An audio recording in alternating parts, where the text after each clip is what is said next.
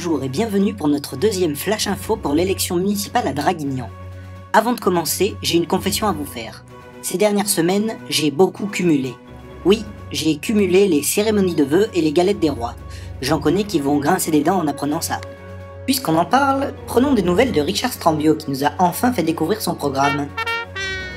Tant qu'on est dans les confessions, je vous en fais une également. Je me suis dédoublé pour ces élections. Il y a le Richard Strambio qui a tout voté, tout validé en conseil municipal et en conseil communautaire, et celui qui dit non à tout pendant sa campagne. Il cumule aussi les propositions, 130 pour être exact.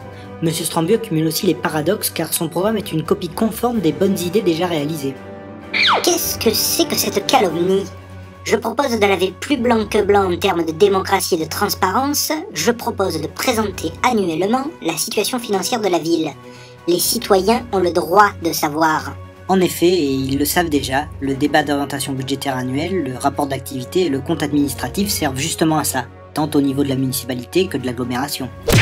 Et les familles ? Vous pensez aux familles ?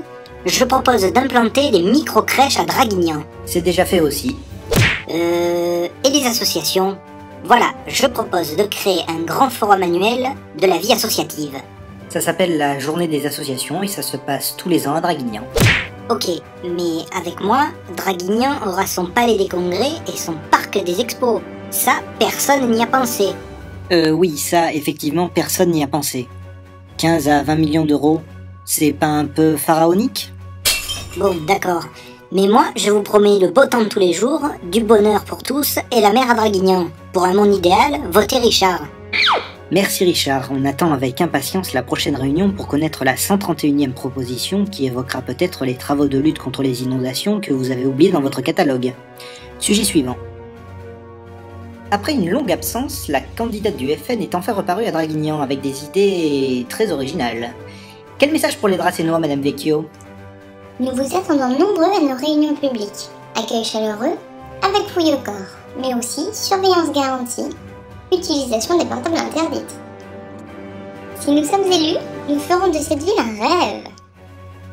En effet, ça fait rêver. Sujet suivant.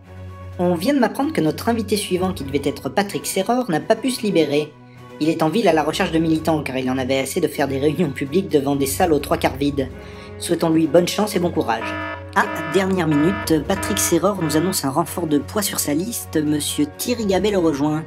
Rappelons que Monsieur Gabet a réalisé 0,96% aux dernières élections législatives. En effet Patrick, ça c'est un renfort de poids.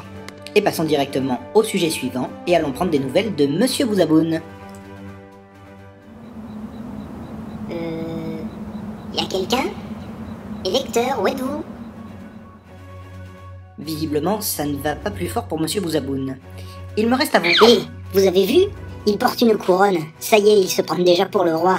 Déjà que la presse s'est jointe au grand complot pour faire campagne contre moi. Du calme, Richard. La couronne, c'est juste qu'après avoir cumulé 87 galettes des rois, j'ai eu une fois la fève. Notre flash info est maintenant terminé. Bonsoir, et n'oubliez pas, on peut faire des choses sérieuses sans se prendre au sérieux.